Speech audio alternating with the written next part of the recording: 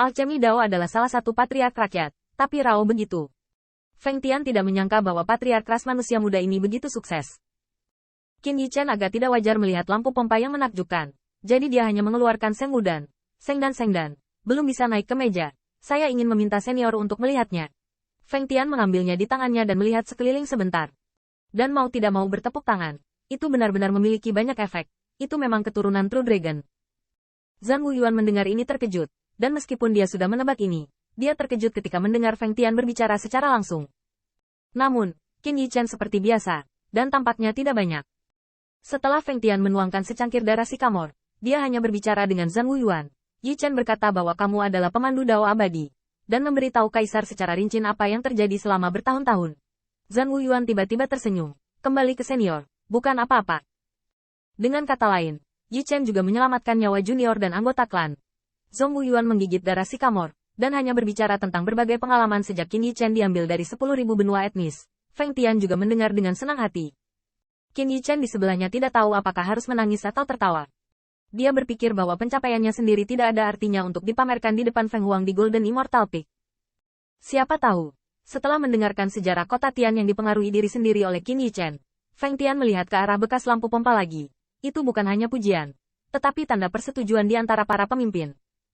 Yichen, ras manusia memilikimu. Memang itu bisa disebut tren yang sedang naik daun. Sikap Feng Tian terhadap Qin Yichen bukan lagi antara senior dan juniornya. Tetapi dia menganggap yang pertama sebagai patriark dan pemimpin yang luar biasa. Senior itu konyol. Jika saya bisa pergi ke langkah ini, kebanyakan bangsawan seperti Brother Wuyuan dapat membawanya, berkat restu dari leluhur saya. Qin Yichen tertawa, berbicara, saya tidak tahu apa yang terjadi dengan senior. Menurut junior, surga dan bumi ini sepertinya tidak selengkap Junior Avenue. Ketika sampai pada hal ini, senyuman di wajah Feng Tian berangsur-angsur menyatu. Digantikan oleh sentuhan mencela diri sendiri dan kepahitan. Kamu sudah memiliki garis darah seperti itu. Percayalah pada masa lalu. Pernahkah kamu mendengarnya? Awalnya kita semua memiliki kampung halaman yang lebih indah. Di mana ada payung setinggi langit. Ada 100 burung phoenix. Di sana. Feng Tian melihat keluar aula. Merindukan matanya. Tapi sedih. Qin Yichen juga menundukkan kepalanya untuk diam. Seperti Feng Tianyi, dia ingin mendapatkan kembali kejayaan aslinya. Menurut narasi Feng Tian, Qin Yichen dapat memahami bahwa klan Phoenix tempat Feng Tian berada dalam situasi yang mirip dengan ras manusia dari 10.000 benua etnis. Alasan masih ada digoda oleh makhluk-makhluk itu sebagai mainan. Feng Tian melihat ke kejauhan dan mengepalkan tinjunya. Di ujung pohon indus, ada dunia yang luas. Tetapi Kaisar tidak dapat membiarkan anggota klan mengambil setengah langkah. Feng Tian dan domain bintang tempat klan Phoenix berada, meskipun jalannya tidak rusak. Mereka tampaknya telah memenjarakan mereka.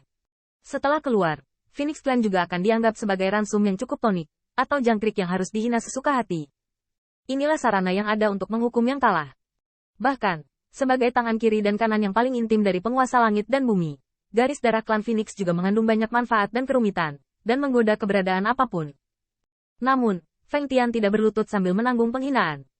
Feng Tian memelototi keberadaan itu dan mengancam bahwa dia lebih suka mengubur banyak klan sendirian, daripada membiarkan bloodline ini jatuh ke tangan mereka.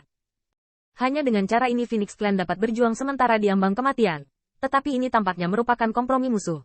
Tetapi itu masih membuat Feng Tian merasa malu yang tak tertandingi. Klan Phoenix hari ini hanya layak mempertahankan status quo, dan bahkan Feng Tian tidak berani membayangkan bagaimana angin dan hujan klan Phoenix yang tertinggal akan bergoyang. Mungkin keberadaan itu hanya untuk sementara dikompromikan karena mereka jelas lebih sabar daripada Feng Tian. Setelah mendengarkan narasi Feng Tian, Qin Yichen tidak bisa menahan perasaan sedih dan marah. Dia dan yang pertama memiliki kebencian yang sama terkubur di dalam hatinya. Zhang Wuyuan juga memiliki wajah yang rumit. Setelah menghela nafas lalu berkata, dia dengan hati-hati bertanya, Senior, permisi Junior, dan dengan kekuatanmu, aku percaya bahwa aku telah mampu menyapu Star Domain. Mengapa tidak bekerja seperti Yichen? Dan, Qin Yichen mendengar ini, juga memilih lampu pompa. Dia sebenarnya memiliki keraguan yang sama. Anda tahu, kekuatan Feng Tian kuat. Qin Yichen tidak ragu bahwa ini adalah keberadaan terkuat yang pernah saya lihat dan hidup. Basis kultivasi Golden Immortal Peak, ditambah dengan kekuatan bloodline Feng Tian, juga merupakan satu-satunya kehidupan Qin Yichen, tidak seperti bloodline keturunan setengah darahnya saat ini. Yang pertama pasti keberadaan True Phoenix. Namun, Feng Tian mendengar ini, tidak menjawab. Tetapi memandang Qin Yichen dengan senyum pahit. Apakah menurut Anda keluarga Anda telah diperlakukan sebagai jatah oleh 10.000 keluarga selama bertahun-tahun? Apakah keluarga Anda tidak bekerja cukup keras? Kalimat ini membuat Qin Yichen tercengang. Dia sepertinya mengerti kesulitan yang Feng Tian hampir tidak bisa puji dari orang luar. Omong-omong, bahkan jika dia telah mencapai hari ini, dia mendapatkannya dari amarahnya sendiri. Tetapi jika tidak ada pertempuran, maka ras manusia sekarang paling banyak adalah anggota aliansi iblis dan bertarung dengan keluarga kekaisaran Star Lion. Dan Feng Tian sendiri adalah pembangkit tenaga listrik dari Golden Immortal Peak. Itu bisa memberinya kesempatan untuk hidup, tetapi itu tidak ada bandingannya. Untuk sementara, suasana agak tertekan. Qin Yichen dalam suasana hati yang berat, sekuat Feng Tian, dan dianggap sebagai mainan oleh makhluk-makhluk itu. Bahkan sulit untuk bangkit untuk melawan. Seberapa kuat musuh mereka? Setelah sekian lama, saya melihat Feng Tian Qiang tersenyum. Untungnya, Anda belum diperhatikan oleh orang-orang itu. Yichen, Anda ingat, pencapaian saat ini tidak cukup untuk membuat Anda rileks. Bahkan sekarang, yang paling kamu butuhkan adalah bergegas. Orang-orang itu ada di mana-mana. Sebelum mereka menemukanmu, kamu harus meningkatkan kekuatanmu sebanyak mungkin. Qin Yichen mengangguk berat, kecuali bahwa dia samar-samar khawatir. Dan saat dia meninggalkan medan perang Sandy, iblis yang berlutut di depan monumen batu giok itu sepertinya sudah bangun. Meskipun belum lama ini, dan pada saat itu, dia hanya memintanya dao abadi. Tetapi dia tidak dapat memberikan takdirnya kepada musuh. Apalagi musuh tidak akan mengizinkan seekor semut yang seharusnya menjadi ransum untuk berjalan keluar dari surga dan bumi. Feng Tian juga mengerutkan kening. Meskipun patriark muda ras manusia membuatnya merasa lega, bahkan ketika siluet muncul di lubang hitam, dia sangat gembira.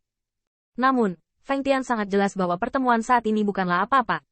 Ketika keberadaan itu menemukan keberadaan Qin Yichen atau melebihi toleransi mereka terhadap mainan, itu adalah saat ketika mimpi buruk benar-benar datang.